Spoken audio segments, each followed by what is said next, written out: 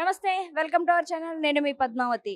తప్పచబుద్ర జీరా హనుమాన్ టెంపుల్లో శివలింగం వెనకాల మాంసం ముద్దలు అనేవి హైదరాబాద్లో కలకలం రేపుతున్నాయి. అయితే హిందూ దేవాలయంలో శివలింగం వెనకాల చూసుకుంటే మాంసము ముద్దలు వేయడం వెనక ఇది ఎక్కడో కుట్ర జరుగుతుంది అనే వాగ్వాదాలు కూడా వినిపిస్తున్నాయి. అయితే హిందూ మత దేవాలయాల మీద ఇప్పటికే ఎన్నో రకాలుగా దాడులు జరుగుతున్నాయి అనేది మనం చూస్తూనే ఉన్నాం. అయితే హిందూ దేవాలయాలు డైరెక్ట్గా కావచ్చు, లేకుంటే ఇండైరెక్ట్గా కావచ్చు, వాటిని కూల్ చేయడానికి విషయంలో కావచ్చు, హిందూ దేవాలయాల అర్చకుల మీద కావచ్చు, ఇప్పుడు చూసుకుంటే డైరెక్ట్గా దేవాలయంలోనే శివలింగం వెనకాల చూసుకుంటే ఈరోజు మాంసము ముద్దలు అయితే నిన్న రాత్రి కనిపించడం జరిగింది. అయితే ఇది కనుక చూస్తుంటే మరి కావాలనే చూస్తున్నారు. అసలు దీని వెనకతల ఎవరున్నారు, అసలు ఎందుకని హిందూ దేవాలయాల విషయాల్లోనే ఇలా జరుగుతుంది అంటే దీనిపై ఎవరు ఖండించే వాళ్ళు లేరా, లేకుంటే ఉన్నా కూడా మాట్లాడడానికి ఎదురుకు రావటం లేదా అనే దానిపై కూడా చాలా మందిలో అనుమానాలు రేకెత్తుతున్నాయి. అసలు ఎవరు చేశారు, ఎందుకు చేశారు అనేది తెలుసుకునే ప్రయత్నించారు. అండ్ మీరు కూడా చూసండి. అయితే ప్రస్తుతానికైతే ఇప్పుడు దేవాలయంలో ఉన్నాం. మరి దేవాలయంలోనే ఇక్కడ పెద్దలు కూడా ఉన్నారు. సరే వాళ్ళతో కూడా ఒకసారి మాట్లాడి ఏం జరిగింది అని అనేది పూర్తి వివరాలు తెలుసుకోవడానికి ప్రయత్నిద్దాం. అండ్ మీరు కూడా చూసేయండి. అన్న, గతంలో కూడా చూసుకుంటే ఈ టెంపుల్‌లో రెండు సార్లు ఆల్రెడీ దాడులు చేశారని అన్నారు. అది మరి అయితే ఇది మూడోసారి. మరి ఇన్నిసార్లు జరిగినప్పటికీ కూడా ఎందుకని దేవాలయంలో ఎక్కడ కూడా దేవాలయం ట్రస్ట్ కావచ్చు, లేకుంటే ఇక్కడ కమిటీ సభ్యులు కావచ్చు, ఎందుకని ఇక్కడ సీసీ కెమెరాలను ఏర్పాటు చేయలేదు? సీసీ కెమెరాలు ఇక్కడ పెడదాం పెడదాం అంటారు, ఎవరు పెడతలేరు. ఇక ఇంతకుముందు అంటే అది విషయం ఎక్కువ మందికి తెలియలేదు. ఇక ఈసారి ఏంటంటే ఇక మేము చూసినాం కాబట్టి పొద్దున మేము ఇది షో ఇంత పెద్దగైంది. అది ఇంతకుముందు ఆ గేట్ నుంచి వేసిపోయారు. అంటే గేట్ అవతల నుంచి వేసి వెళ్ళిపోయారు. ఫస్ట్ ఇంతకుముందు వేసిపోయారు. గేట్ అవతల నుంచి అక్కడ ముంగట పడింది. ఇక అప్పుడు ఇక మేము ఇక ఇది చేసినాం. అంటే ఇది ఆల్రెడీ ఇంతకుముందు అయింది. ఇక మాకు తెలియకుండా ఎన్నిసార్లు పడ్డదు. మరి హిందూ దేవాలయాల మీద అంటే ఇప్పుడు మనం ఎంతో పవిత్రంగా చూసుకునే ఇంత హిందూ దేవాలయాల మీద ఇలా దాడులు జరగవచ్చు అంటే ప్రత్యక్షంగా కావచ్చు, లేకుంటే పరోక్షంగా కావచ్చు, చేయడం అనేది హిందువులను కించపరిచినట్టే కదా. మరి దీనిపై మీ ఒపీనియన్, అసలు మీరు ఏమనుకున్నారు దీన్ని? యాక్చువల్లీ మేడం, ఇక్కడ చుట్టుపక్కల మొత్తం మ్యానటరీ వాళ్ళు ఉన్నారు. అయితే వెనుక ఒక బస్సు ఉంది మలైమేట్, మేము అక్కడ ఉంటాం, డైలీ ఇక్కడ పూజ చేస్తాం. అయితే రెగ్యులర్ బేసిస్ ఈరోజు కూడా మార్నింగ్ వచ్చి పూజ చేస్తే అక్కడ చూస్తే మాత్రం అక్కడ అది మాంసం ఉంది. అయితే ఆ లేడీస్ అనేది మాకు చెప్పింది కాబట్టి మేము పొద్దుగాల తొందరగా వచ్చి చూసినాం. ఇంతకుముందు అయిన ఘటన ఏమైందంటే పోలీసు వాళ్ళు ఇక్కడ ఉన్న గుడి మనుషులు వాళ్ళు అక్కడిది అక్కడ క్లోజ్ చేసేసారు. మామూలు పిఎస్ వాళ్ళు పోలీసు వాళ్ళు అందరూ ఏం చేశారంటే ఇంతకుముందు అయిన ఇష్యూకి అక్కడే క్లోజ్ చేసేద్దాం, కుక్క తెచ్చి వేసింది, లేకుంటే మెంటలీ డిస్టర్బ్ ఉన్నవాడు వేసిండు అని చెప్పి అలాంటి ఇష్యూలు క్రియేట్ చేసి అక్కడే క్లోజ్ చేశారు. ఈరోజు ఏమైందంటే మమ్మల్ని పిలిచిన తర్వాత మేము చూస్తే మాకు తెలిసింది ఇలా జరిగిందని. తర్వాత మేము అందరం మా అన్నదమ్ములు అందరినీ ఫోన్ చేసి అందరికీ చెప్పినాం. పోలీసు వాళ్ళకి కొంచెం ప్రెషర్ పెట్టినాం. ఎవరు చేశారు అది తప్పకుండా మీరు పట్టుకోవాలని మేము రిక్వెస్ట్ చేశాము. ఎలాంటి నెక్స్ట్ టైం జరగకూడదు అని చెప్పి మేము రిక్వెస్ట్ చేశాము. కానీ ఇప్పుడు వరకు మాకు ఎలాంటి ఇన్వెస్టిగేషన్ ఏం ఇన్ఫర్మేషన్ రాలే. ఎక్కడి దాకా వచ్చింది, ఏం చేస్తున్నారు అనేది ఏం మాకు చెప్తలేరు. అందుకని మేము ఇక్కడే ఉన్నాం. మాకు 6 o'clock వరకు టైం ఇచ్చారు. ఇప్పుడు వరకు ఎలాంటి ఇన్ఫర్మేషన్ రాలేదు. ఇప్పుడు మార్నింగ్ ధర్నా అయింది.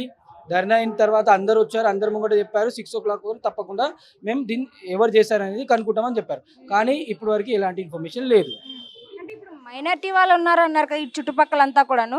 సో అంటే వాళ్ళకి మీకు ఏమైనా గతంలో కానీ గొడవలు కానీ, లేకుంటే పరోక్షంగా కావచ్చు, ప్రత్యక్షంగా కావచ్చు, ఏమైనా ఉన్నాయంటారా? అంటే ఇలా టెంపుల్ మీదే 1, 2, 3 సార్లు అనుకుంటూ ఇలాగ ప్రతిసారి దాడులు చేయడం అనేది ఏదో ఒక్కసారి జరిగిందంటే ఒక యాదృచ్ఛికంగా జరిగింది, ఇప్పుడు ఏదో అనుకోవచ్చు.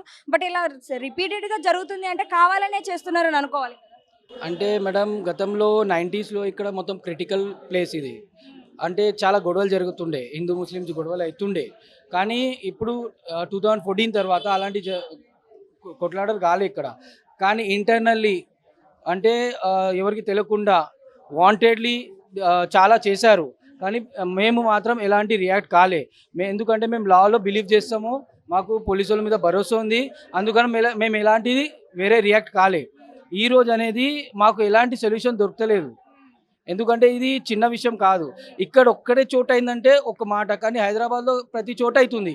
సికింద్రాబాద్, మాసబ్ ట్యాంక్, నాంపల్లి గుడిలనే టార్గెట్ చేస్తున్నారు. దానికి గవర్నమెంట్ ఎందుకు స్పెషల్ టీం ఎందుకు ప్లేస్ చేస్తలేరు, ఇన్వెస్టిగేషన్ ఎందుకు చేస్తలేరు, ఎందుకు వీళ్ళు ఇట్లా జరుగుతుందని వాళ్ళు ఎందుకు కనుక్కుంటలేరు? ఓన్లీ గుడికే టార్గెట్ ఎందుకు అవుతుంది? ఈ ఇష్యూ పొలిటికల్గా చేస్తున్నారా, దేవుణ్ణి వాడుకొని పొలిటికల్గా చేస్తున్నారా తెలియట్లేదు. కానీ దేనికైనా చేయని ఇదైతే తప్పండి. ఇది గవర్నమెంట్‌కి సీరియస్‌గా ఇష్యూ తీసుకోవాలి. దీనికి స్పెషల్ టీమ్ క్రియేట్ చేసి దీని వెనక ఎవరున్నారో, ఎవరు చేపిస్తున్నారో ఇది తప్పకుండా వాళ్ళు తెలుసుకోవాలి మేడం. ఎందుకంటే ఇది హిందువుల సెంటిమెంట్ మీద చాలా బాధపడుతుంది. దీనికి సొల్యూషనే లేదు. ఎప్పటివరకు మేము కొట్లాడాలి? ఎప్పటివరకు మేము గవర్నమెంట్ చేస్తది, పోలీసోళ్ళు చేస్తారు, న్యాయం చేస్తారని చెప్పి ఎప్పటివరకు మేము కొట్లాడాలి?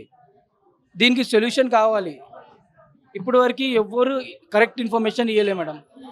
లాస్ట్ టైం కూడా అయినప్పుడు కూడా అది 90స్‌లో గొడవలు అయినప్పుడు తర్వాత మళ్ళా అయింది.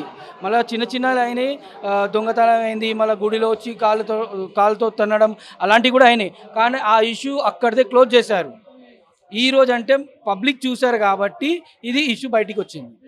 అంటే ఇప్పుడు కూడా ఎవరు చూడకపోతే ఇది బయటికి రాకపోయేది ఆపేసేద్దరు అంటారు. Yes madam. Already morning police వాళ్ళు ట్రై చేశారు.